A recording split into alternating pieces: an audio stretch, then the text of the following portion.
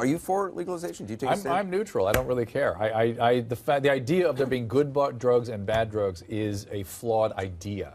I mean, how do you measure a good drug versus a bad drug? But do you put pot in the same category as some of these other drugs, which the U.S. government actually does? Like, so, it's silly to say, oh, marijuana is bad, but alcohol is good. It's silly to say marijuana is bad, but tobacco is good. Do you think its classification by the DEA is correct as the most dangerous drug that could possibly be? The fact that, well, clearly, no medical most use. People don't know. The fact there's no medical use is also absurd. Right. The fact is, we as physicians should be able to use medication. Listen, I use morphine all the time. It's a very dangerous drug if you're an opiate addict, but if you're suffering, I'm probably going to give that to you. Right. Why shouldn't I be able to use, as a physician, any medication I need to use to help somebody with human suffering? That's silly. But I'm in California where we can. Why is the federal government attached to an absurdity?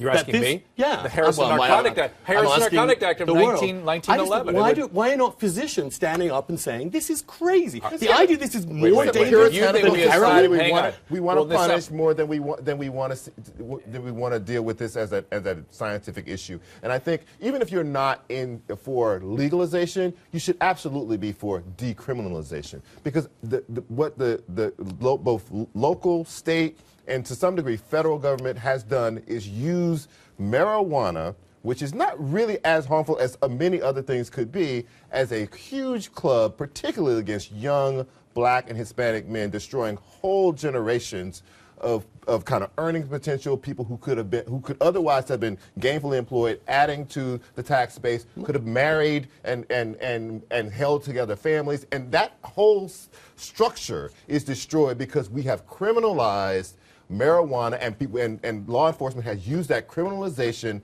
as a tool to whack whole generations. As a tool, but it certainly has caught a lot of people, mainly African American and Hispanic young men, in a net that they don't need to be in, and they shouldn't be in, and they should. And particularly since their usage rates are no higher. So you're for legalization? Absolutely, but obviously not for what people below. No, 18. I think it should be the same as alcohol. You should, and maybe higher age, because there is the only harm that I can see that it does is in the early adolescent brain. Correct. And the brain is still developing. It's very clear. It's very clear it harms adolescent brains. It is not at all clear it does to adults. It should, but not in a much more pernicious way. In fact, that's clear. But the adult brain, occasional use of that of cannabis, not different than the difference between medical marijuana and non-medical marijuana? There's no. What do you mean? No difference. There's no difference. No, I mean, listen. The problem is that listen, California, unfortunately, as my profession was used to put forward a political campaign by making it every patient I treat with addiction has a medical marijuana license. Anybody can get a. You can ride your bike by and slow your bike down, and you'll get a prescription.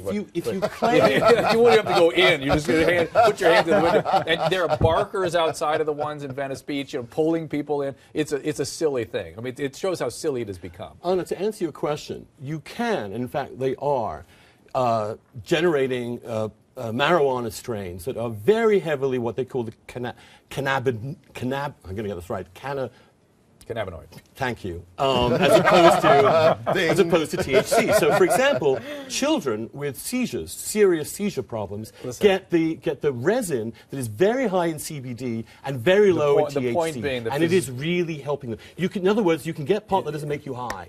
You can get pot that helps your body. You can get pot that you don't have to smoke. But wait a minute. You guys are making a judgment on people that want to take pot to get high. If somebody's suffering and needs the part that makes them get high, and they're suffering, and doctors help them suffer, why should they? But the fact is, for the seizures, children know. You can help kids. The use of it medically is very limited. So the medical use thing is just sort of. I don't think it's very limited at all. It's very limited. Trust me. I've been practicing medicine for 30 years. Please, enough already. But it doesn't have. I don't like doctors who tell me they know everything.